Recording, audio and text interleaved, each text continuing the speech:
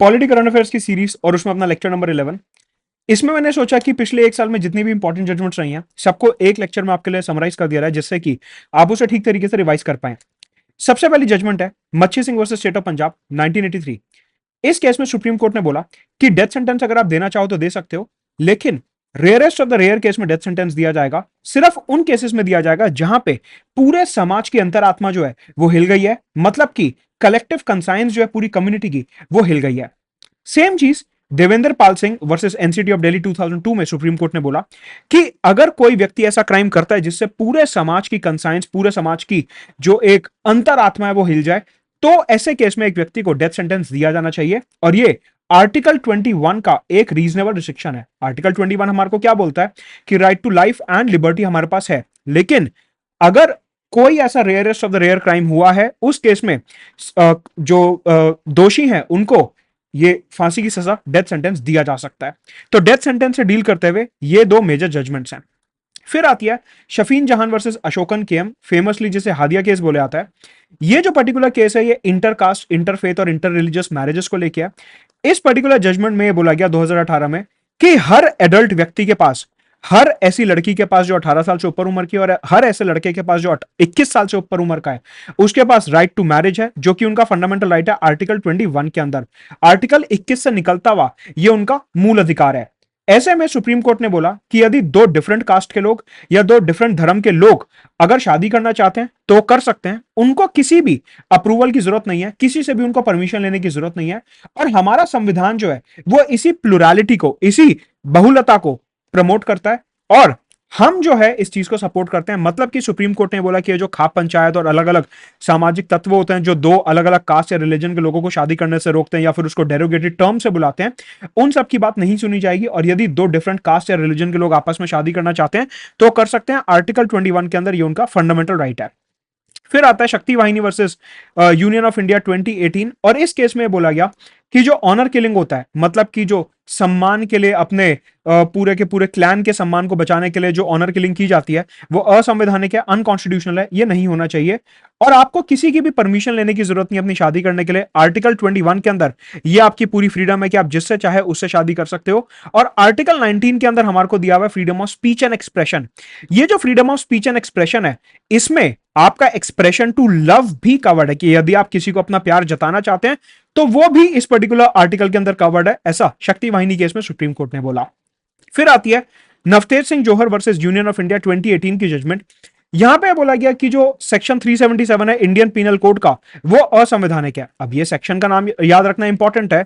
ये बेसिकली वो सेक्शन था जो ये बोलता था कि यदि कोई लेस्बियन, गे या बाइसेक्सुअल व्यक्ति हैं और वो अपने ही जैसे सेम जेंडर के साथ कोई संबंध बनाना चाहते हैं तो ये सेक्शन उसे क्रिमिनलाइज करता था। ये कहता था कि यदि कोई गे है, कोई लेस्बियन है, कोई बाइसेक्सुअल है तो उस व्यक्ति को दंड होना चाहिए, उस व्यक्ति को सजा मिलनी चाहिए। ये सेक्शन 377 अंग्रेजों के जमाने से चलता आ रहा था।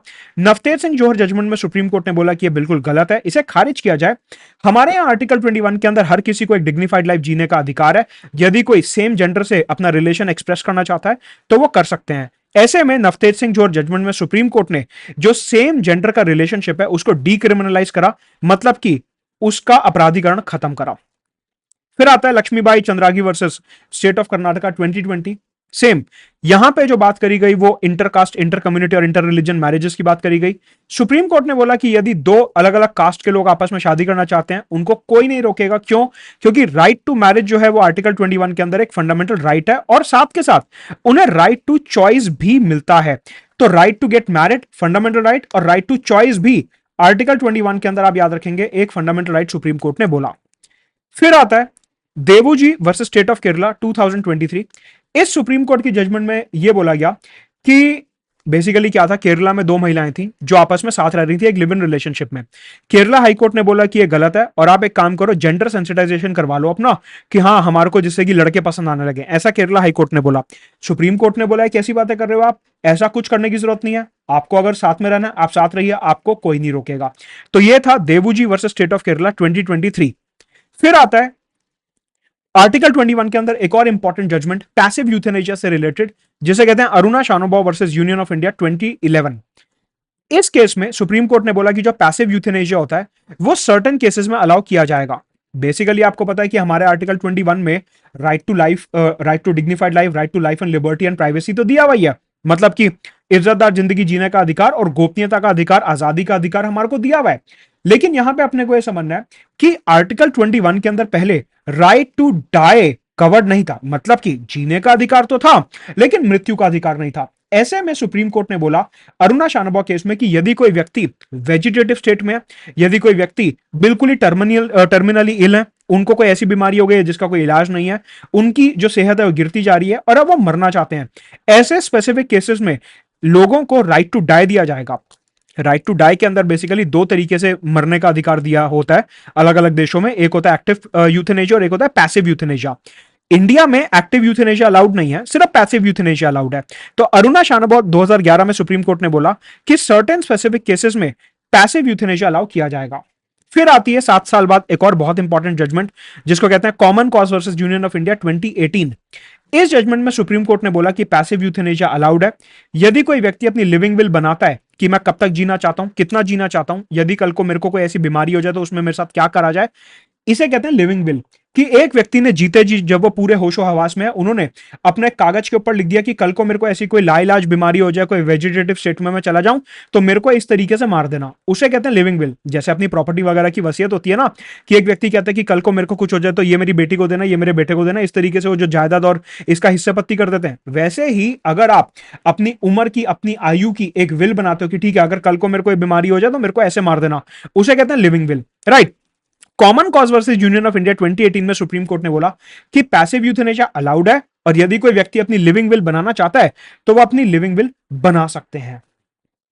तो इन दोनों जजमेंट्स के माध्यम से सुप्रीम कोर्ट ने हमारे को राइट टू डाई भी दिया। अगर आपको प्रीलिम्स में पूछा जाता है कि क्या राइट टू डाई आर्टिकल 21 के अंदर कवर्ड है तो आप कहेंगे हां, अरुणा शानबॉ और कॉमन कॉज के बाद से राइट टू डाई कवर्ड है, लेकिन एक्टिव यूथेनेशिया अलाउड नहीं है, सिर्फ और सिर्फ पैसिव यूथेनेशिया अलाउड है, राइट। अगला बहुत इंपॉर्टेंट जजमेंट है Bijoe Emmanuel versus state of Kerala 1986।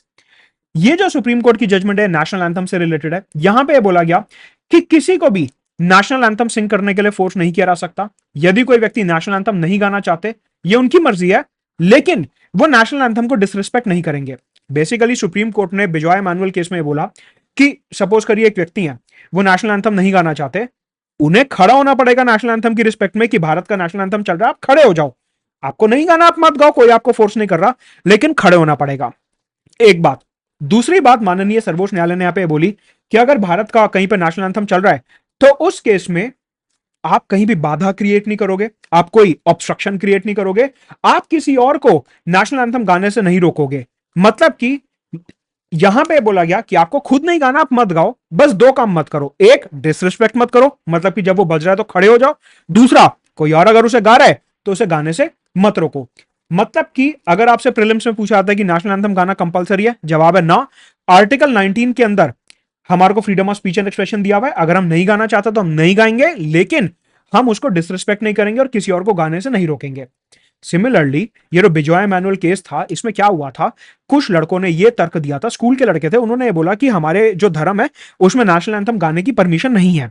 तो सुप्रीम कोर्ट ने वहां पे आर्टिकल 19 के साथ साथ आर्टिकल 25 भी मेंशन कर दिया और ये बोला कि ठीक है, अगर आपका धर्म नेशनल एंथम गाने की अनुमति नहीं देता, आप मत गाओ, हम आपके धार्मिक आजादी की इज्जत करते हैं, हम आपके right to freedom of religion की इज्जत करते हैं, और आर्टिकल 25 के अंदर अगर आप नहीं गाना चाहते, आप मत गाओ, राइट। तो आप ये देखिए कि जो नेशनल एंथम ना गाने का अधिकार है, यूजुअली लोग सोचते हैं कि ये तो आर्टिकल 19 के अंदर कवर्ड है। सुप्रीम कोर्ट ने बिजॉय एमानुअल केस में बोला कि 19 के साथ साथ आर्टिकल 25 के अंदर भी ये कवर्ड है कि अगर आपका धर्म इसकी इजाजत नहीं देता, आप मत गाइए, लेकिन बेइज्जती नहीं करेंगे, उसका अपमान नहीं करेंगे, और कोई गा रहा है तो उसे रोकेंगे नहीं। ये थी बिजॉय एमानुअल जजमेंट। फिर आती है Mohammad Hashim versus state of Uttar प्रदेश 2016 की जजमेंट। इसमें बोला गया मैंडेटरी मिनिमम पनिशमेंट। बेसिकली क्या होता है, पार्लियामेंट या फिर विधानसभा, विधान परिषद अगर कोई कानून पास करते हैं तो वो कुछ केसेस में क्या करते हैं, एक पर्टिकुलर क्राइम के लिए मिनिमम सजा दे देते हैं कि हाँ भाई, इस पर्टिकुलर क्राइम के लिए ये मिनिमम पनिशमेंट तो रहेगी रहेगी, इस पर्टिकुलर क्राइम के लिए ये मिनिमम पनिशमेंट रहेगी, राइट। तो इसे कहते हैं मैंडेटरी मिनिमम पनिशमेंट, कि जो पार्लियामेंट ने या विधानसभा, विधान परिषद ने पनिशमेंट प्रिस्क्राइब कर दी, जो उन्होंने पनिशमेंट प्रिस्क्राइब कर दी, इवन अदालत और जजेस भी उससे कम पनिशमेंट नहीं दे सकते। कि सपोज करिए किसी रेप या किसी दूसरे क्राइम के लिए 20 साल की सजा जो है वो कानून के अंदर लिखी हुई है कि हाँ, पार्लियामेंट ने या विधानसभा विधान परिषद ने कानून पास करा कि इस पर्टिकुलर क्राइम के लिए सजा कम से कम 20 साल है। अब जिस भी अदालत में वो केस जाएगा, वो अदालत के जजेस जो हैं 20 साल से कम की सजा नहीं सुना सकते। मतलब कि इसे कहते हैं मैंडेटरी मिनिमम पनिशमेंट, कि कम से कम 20 साल की सजा तो होगी ही होगी, right. Mohammad Hashim versus state of Uttar Pradesh में बोला गया कि मैंडेटरी मिनिमम पनिशमेंट का जो कॉन्सेप्ट है वो वैलिड कॉन्सेप्ट है। अगर विधानसभा, विधान परिषद या पार्लियामेंट किसी कानून के अंदर एक मिनिमम पनिशमेंट प्रिस्क्राइब कर देते हैं तो जजेस उसके खिलाफ नहीं जा सकते, जजेस को वो बात माननी पड़ेगी। इसे कहते हैं system of checks and balances. Even state of Madhya Pradesh versus Vikram Das 2019 का केस है, यहां पे सेम बात सुप्रीम कोर्ट ने बोली कि जो मैंडेटरी मिनिमम पनिशमेंट होती है वो एक वैलिड कॉन्सेप्ट है, और कोर्ट उस केस में जो है विधानसभा, विधान परिषद या पार्लियामेंट के खिलाफ नहीं जा सकते। मतलब कि कानून के अंदर अगर हमारे लेजिस्लेचर ने एक मिनिमम पनिशमेंट प्रिस्क्राइब कर दी तो हमारा जुडिशरी उसके खिलाफ नहीं जाएगा। अगला जजमेंट था Romesh Thappar versus state of Madras 1950। यहां पे बोला गया कि फ्रीडम ऑफ प्रेस जो है वो एक फंडामेंटल राइट है under freedom of speech and expression. Romesh Thappar basically Madras में अपना एक अखबार चलाते थे और मद्रास की सरकार ने उनके अखबार के डिस्ट्रीब्यूशन करने से रोक दिया था। ऐसे में सुप्रीम कोर्ट ने बोला कि नहीं, जो फ्रीडम ऑफ मीडिया और प्रेस है, मतलब कि ये जो जर्नलिज्म का अधिकार है और ये सब जो प्रेस मीडिया का अधिकार है, ये freedom of speech and expression के अंदर कवर्ड है। कोई भी किसी को ऐसे freedom of speech and expression जो है प्रैक्टिस करने से नहीं रोकेगा, जो अखबार छापने से, यूट्यूब वीडियो बनाने से, पॉडकास्ट, रेडियो वगैरह करने से नहीं रोकेगा। फिर आता है एक और लैंडमार्क केस जिसे कहते हैं Brijbhushan versus state of Delhi 1950। Romesh Thappar में जो बात बोली गई वही सेम बात यहां पे ब्रिजभूषण केस में बोली गई कि फ्रीडम ऑफ प्रेस जो है वो एक फंडामेंटल राइट है और कोई भी इस फ्रीडम ऑफ मीडिया और प्रेस के खिलाफ नहीं जाएगा। तो आज की तारीख में हमारे कॉन्स्टिट्यूशन में फ्रीडम ऑफ मीडिया और प्रेस लिखा हुआ नहीं है, लेकिन आर्टिकल 19 में freedom of speech and expression के अंदर वो ऑलरेडी कवर्ड है। अगला अपना जजमेंट है Kesavananda Bharati versus state of Kerala 1973। वैसे तो ये इतना बड़ा जजमेंट है कि इसके ऊपर मैं 2 घंटे का लेक्चर भी ले लूं वो भी कम पड़ जाएगा, लेकिन अभी अपने को एग्जाम का टाइम देखते हुए थोड़ा ब्रीफ में बताना पड़ेगा, इसलिए मैं ये आपको थोड़ा ब्रीफ में समझा रहा हूं। Kesavananda Bharati versus state of Kerala 1973, यहां पे सुप्रीम कोर्ट ने एक टर्म कॉइन करा जिसे कहते हैं basic structure of the Indian constitution, मतलब कि हमारे संविधान की मूल संरचना। यहां पे सुप्रीम कोर्ट ने पहली बार वर्ड जो है यूज करा। अच्छा, आपको ये बात ध्यान रखनी है कि ये जो पर्टिकुलर सिस्टम है, सुप्रीम कोर्ट ने जर्मनी का सिस्टम देख के बोरो किया था, तो आपको ध्यान रखना है कि जर्मनी से बोरो करा गया basic structure of the constitution, right. अब सुप्रीम कोर्ट ने यहां पे बोला कि जो बेसिक स्ट्रक्चर है, जो हमारे संविधान की मूल संरचना है, वो संसद द्वारा संशोधित नहीं की जा सकती, मतलब कि parliament can not amend the basic structure of the Indian constitution. अब आप पूछेंगे कि बेसिक स्ट्रक्चर क्या आज की तारीख में कॉन्स्टिट्यूशन में मेंशन्ड है? जवाब है ना। आप ये पूछेंगे कि क्या बेसिक स्ट्रक्चर कहीं पे डिफाइंड है? जवाब है ना। बेसिक स्ट्रक्चर की कोई फिक्स्ड लिस्ट नहीं है। Time to time, judgement to judgement Supreme Court इसकी लिस्ट चेंज करता हुआ आया है, तो हमारे पास कोई भी फिक्स्ड जजमेंट नहीं है कि बेसिक स्ट्रक्चर एग्जैक्टली किसे कहते हैं। बस आपको यह ध्यान रखना है कि सुप्रीम कोर्ट ने बोला कि कल को अगर स्टेट लेजिस्लेचर या सेंट्रल गवर्नमेंट कोई भी ऐसा कानून पास करते हैं जो बेसिक स्ट्रक्चर के खिलाफ जा रहा है, उसे स्ट्राइक डाउन कर दिया जाएगा। बेसिकली यहां पे केशवानंद भारती बेंच का यह तर्क था कि कई बार ऐसा होता है कि सेंटर पे सिंगल पार्टी की मेजोरिटी हो जाती है, कि एक ही पार्टी के पास 350-400 सीटें आ गई, तो वो अपनी मेजोरिटेरियन टेंडेंसीज का, अपने बहुसंख्यक प्रवृत्तियों का इस्तेमाल करते हुए कई बार हो सकता है कि कॉन्स्टिट्यूशन को काफी हद तक चेंज कर दें। उन्होंने बोला कि हम ऐसा नहीं चाहते और इसलिए system of checks and balances maintain करते हुए हम ये बोलते हैं कि कल को अगर कोई भी basic structure of the constitution को टच करने की कोशिश करेगा तो हम उस कानून को, उस अमेंडमेंट को नल एंड वॉइड घोषित कर देंगे। यह था Kesavananda Bharati versus state of Kerala 1973। मतलब कि यहां से आपको ऐसा मानना है कि कल को आपको स्टेटमेंट आता है प्रीलिम्स में कि क्या हमारा पार्लियामेंट जो है वो कॉन्स्टिट्यूशन को अमेंड कर सकता है? जवाब है हाँ, हमारा पार्लियामेंट कॉन्स्टिट्यूशन को अमेंड कर सकता है, लेकिन अगर वो अमेंडमेंट बेसिक स्ट्रक्चर के खिलाफ जाता है तो उसके ऊपर जुडिशरी जो है जुडिशियल रिव्यू लगा सकता है और उसे स्ट्राइक डाउन कर सकता है।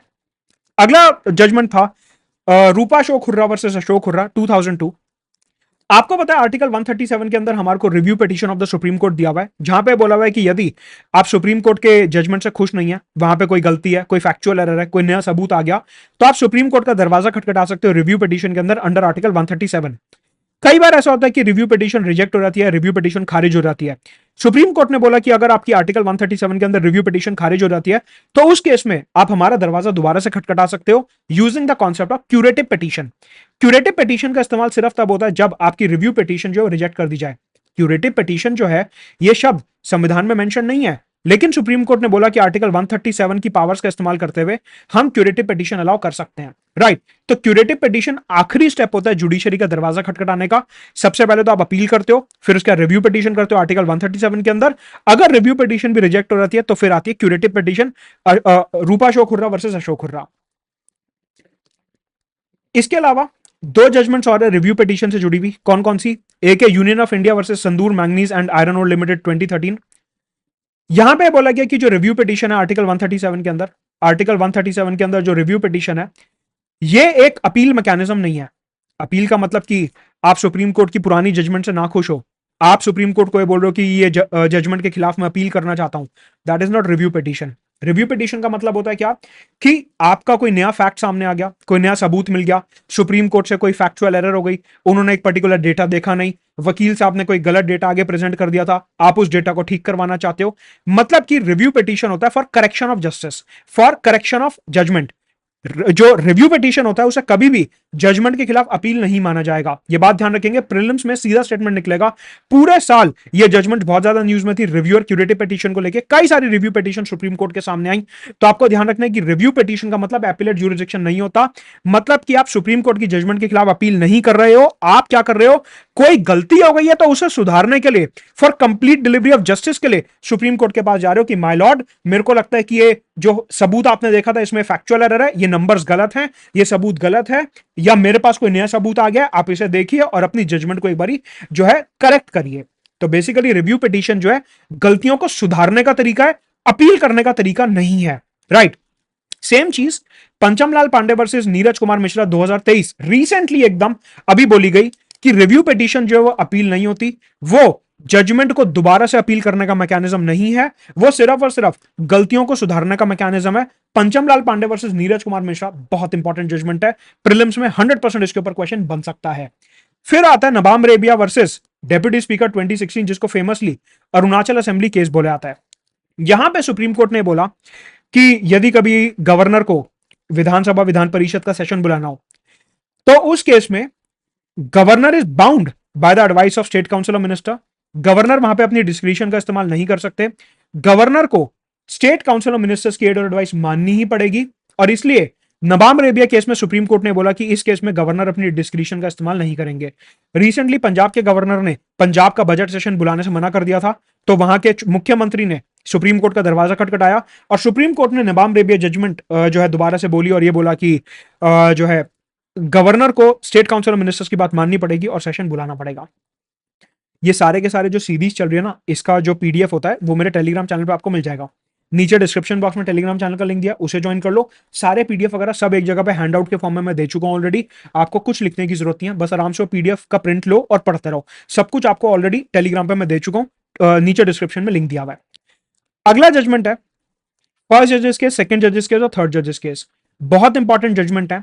बेसिकली न्यूज में इसलिए है कि सरकार ने कई बार डिमांड करी कि कॉलेजियम सिस्टम जो है ट्रांसपेरेंट नहीं है, जजेस के अपॉइंटमेंट के लिए बहुत अच्छा सिस्टम नहीं है, तो इसलिए हम चाहते हैं कि ये जो जजेस केस हैं इनके तहत जो कॉलेजियम सिस्टम बनाया गया था उसको खारिज कर दिया जाए। बेसिकली आज की तारीख में सुप्रीम कोर्ट जजेस का अपॉइंटमेंट, हाई कोर्ट जजेस का ट्रांसफर और हाई कोर्ट जजेस का प्रमोशन, ये सारा काम जो होता है वो कॉलेजियम करता है। और कॉलेजियम की स्थापना जो हुई थी फर्स्ट जजेस केस 1981, सेकंड जजेस केस 1993 और थर्ड जजेस केस 1998 से हुई थी। तीनों जजेस केस का नाम और उनका ईयर याद होना चाहिए, प्रीलिम्स में सवाल बन सकते हैं क्योंकि पूरे साल बहुत ज्यादा न्यूज में था। राइट, यही कॉलेजियम सिस्टम है जो आज की तारीख में हम जजेस के अपॉइंटमेंट के लिए फॉलो करते हैं। इसके ऊपर कई सवाल निशान उठ चुके हैं कि ये ट्रांसपेरेंट सिस्टम नहीं है, ये सिस्टम गलत है, ये सारी बातें। राइट, तो बेसिकली ये जो 3 जजेस केस हैं इसके तहत एक मेमोरेंडम ऑफ प्रोसीजर एस्टैब्लिश किया गया था और उस मेमोरेंडम ऑफ प्रोसीजर को जुडिशरी और सेंट्रल गवर्नमेंट ने साइन करा और ये बोला कि हाँ ठीक है, हम कॉलेजियम के रिकमेंडेशन के बेसिस पे सुप्रीम कोर्ट हाई कोर्ट के जजेस का अपॉइंटमेंट और ट्रांसफर करने को तैयार है। फिर क्या होता है, 99th अमेंडमेंट एक्ट 2014 से केंद्र की सरकार जो है नेशनल जुडिशियल अपॉइंटमेंट्स कमीशन ले आती है। जुडिशरी ने बोला कि ये जुडिशियल इंडिपेंडेंस के खिलाफ है और ये जो नेशनल जुडिशियल अपॉइंटमेंट्स कमीशन है, ये जो 99th अमेंडमेंट एक्ट 2014 है, ये बेसिक स्ट्रक्चर के खिलाफ जाता है। वहां पे सुप्रीम कोर्ट ने बोला कि ये केशवानंद भारती जजमेंट के भी खिलाफ है, क्योंकि केशवानंद भारती जजमेंट में हमने बोला था कि बेसिक स्ट्रक्चर के खिलाफ कुछ नहीं जाना चाहिए। ऐसे में फोर्थ जजेस केस 2015 आता है और फोर्थ जजेस केस 2015 के अंडर सुप्रीम कोर्ट जो है नेशनल जुडिशियल अपॉइंटमेंट्स कमीशन और 99th अमेंडमेंट एक्ट 2014 दोनों को नल एंड वाइड घोषित करता है और बोलता है कि एनजेएसी से कोई अपॉइंटमेंट नहीं होगा जजेस का, जो भी अपॉइंटमेंट होगा सिर्फ और सिर्फ कॉलेजियम से होगा, जो हमने 3 जजेस केस के अंदर ऑलरेडी बनाया हुआ है। ये थी अपने कॉलेजियम की जजमेंट। अब आते हैं अगली जजमेंट पे, which is with regards to self incrimination. आपको पता है कि आर्टिकल 20 में हमारे को एक अधिकार दिया हुआ है क्रिमिनल केसेस के मैटर में, क्या कि कोई भी अपने खिलाफ सबूत देने के लिए फोर्स नहीं किया जा सकता। किसी भी व्यक्ति को आप क्रिमिनल केस में अपने ही खिलाफ सबूत देने के लिए फोर्स नहीं कर सकते।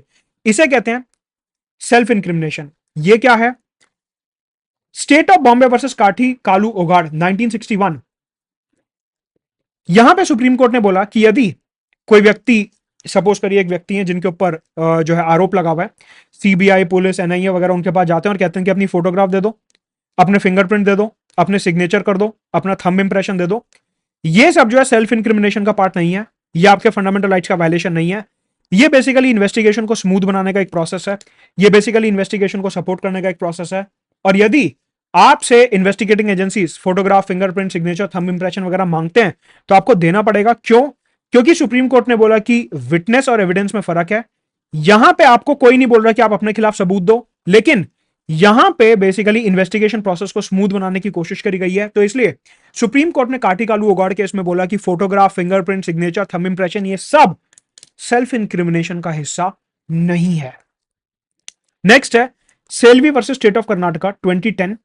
यहां पे सुप्रीम कोर्ट ने बोला कि ये जो नार्को टेस्ट होता है, आपने देखा होगा मूवीज वगैरह में, वो कोई इंजेक्शन वगैरह देके फिर ऐसे पूरी बॉडी पे वायर्स लगा देते हैं और फिर उससे कहते हैं सच बोल सच बोल सच बोल, उसे कहते हैं नार्को टेस्ट।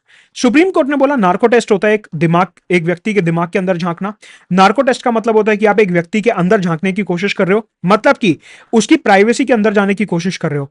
सुप्रीम कोर्ट ने बोला कि जो नार्को टेस्ट होता है ये सेल्फ इंक्रिमिनेशन है, ये इवन प्राइवेसी के भी खिलाफ है। और इसलिए अगर कोई व्यक्ति नार्को टेस्ट नहीं करवाना चाहता तो आप उसे फोर्स नहीं करोगे कि आपको नार्को टेस्ट करवाने पड़ेगा। अगर कोई व्यक्ति मना करता है कि मेरे को नार्को टेस्ट नहीं करवाना, तो आप उसे फोर्स नहीं करोगे। मतलब कि नार्को टेस्ट जो होता है बिना किसी की परमिशन के नहीं हो सकता। लेकिन इसी जजमेंट में सुप्रीम कोर्ट ने बोला कि यदि किसी व्यक्ति का स्किन सैंपल, ब्लड सैंपल या हेयर सैंपल लिया जाता है डीएनए टेस्टिंग के लिए, वो अलाउड है। क्यों? कई बार क्राइम साइट पे किसी का blood, sweat, skin, hair, nail ऐसे कोई टुकड़ा मिल जाता है, या फिर कोई ऐसे पैटर्निटी सूट चल रहा है, एक व्यक्ति कह रहा है कि ये मेरा बच्चा है ही नहीं, दूसरा व्यक्ति कह रहा है ये इसी का बच्चा है, इस तरीके का अगर कोई चल रहा है तो ऐसे में डीएनए टेस्टिंग अलाउड है। और सुप्रीम कोर्ट ये बोल सकता है कि हाँ डीएनए टेस्टिंग करवाओ। मतलब कि अगर इन्वेस्टिगेटिंग एजेंसी कहती है कि आप अपना सैंपल दे दो डीएनए टेस्टिंग के लिए, वो आपको देना पड़ेगा, वो सेल्फ इंक्रिमिनेशन के खिलाफ नहीं जाता। Also Ritesh Sinha versus state of Uttar Pradesh 2019 में सुप्रीम कोर्ट ने बोला कि यदि इन्वेस्टिगेटिंग एजेंसीज आपका वॉइस सैंपल मांगती हैं कि बोल के दिखाओ क्या है, हमारे को कोई एक वीडियो मिला है, कोई ऑडियो नोट मिला है और वो क्राइम से बहुत इंपॉर्टेंटली जुड़ा हुआ है, तो अगर आपको इन्वेस्टिगेटिंग एजेंसीज ऐसा बोलती हैं कि अपना वॉइस सैंपल दो या कुछ ऐसा दो, तो उस केस में आपको अपना वॉइस सैंपल देना पड़ेगा। वॉइस सैंपल भी सेल्फ इंक्रिमिनेशन नहीं माना जाएगा। तो देखिए हमने क्या देखा, photograph, fingerprint, signature, thumb impression, DNA testing, ये सब सेल्फ इंक्रिमिनेशन नहीं है। ये सब एविडेंस कलेक्ट करने की बात होती है कि हमारे को इन्वेस्टिगेशन प्रोसेस को स्मूथ बनाना है, इसलिए हम इन चीजों के लिए एविडेंस इकट्ठे कर रहे हैं। अदरवाइज जो नार्को टेस्ट होता है वो सेल्फ इंक्रिमिनेशन और प्राइवेसी के खिलाफ माना जाता है। आगे बढ़ने से पहले अनअकैडमी पे 50% ऑफ का आज आखिरी दिन है आइकॉनिक सब्सक्रिप्शन के लिए, और 30% ऑफ प्लस सब्सक्रिप्शन पे। यदि आप 2 साल या उससे ज्यादा का सब्सक्रिप्शन लेते हैं तो आपको दिल्ली में 45 डेज का क्वालिटी एनरिचमेंट प्रोग्राम मिलेगा, जहां पे पूरा खर्चा आपका अनअकैडमी उठाने वाला है। दिल्ली में स्टे, वहां पे पूरी जो है आंसर राइटिंग, एस्से, ऑप्शनल, जीएस, करंट अफेयर्स सब कुछ एक जगह पे होगा। और अगर आपका सिलेक्शन होता है मेंस में तो फ्री इंटरव्यू गाइडेंस प्रोग्राम, और अगर पूरा यूपीएससी क्लियर तो 100% रिफंड, वरना 2 साल तक का आपको एक्सटेंशन मिलेगा। साथ के साथ live recorded classes, optional GS, current affairs, CSAT, 1-to-1 mentorship, personalised guidance, सब कुछ एक जगह पे मिलेगा यूजिंग द रेफरल कोड मदद गुप्ता। ऑल्सो 27 अप्रैल से नए बैचेस शुरू हो चुके हैं। 0% ईएमआई पे आप अनअकैडमी का सब्सक्रिप्शन ले सकते हैं। ऑफलाइन के बैचेस शुरू हो चुके हैं, इंग्लिश हिंदी बाइलिंगुअल में। सब्सक्राइब करेंगे यूजिंग द रेफरल कोड मदद गुप्ता। Let's crack it.